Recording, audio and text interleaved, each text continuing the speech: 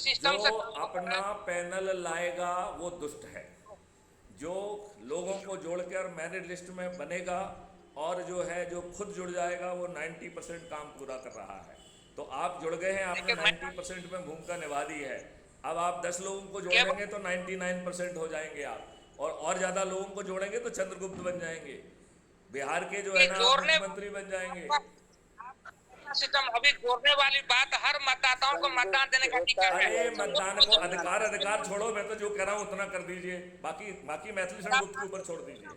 केवल ग्रुप वाले से नहीं काम चलेगी। अरे हमारा अगर यहाँ ना तो मतदान अपने आप हो जाएगा, 140 करोड़ मतदान जो है उसके शपथ का हिस्सा है।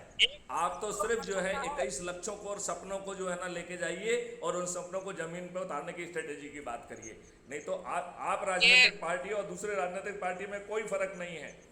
मैं अपनी बात को यहाँ विराम देके अपनी सीट छोड़ने जा रहा हूँ।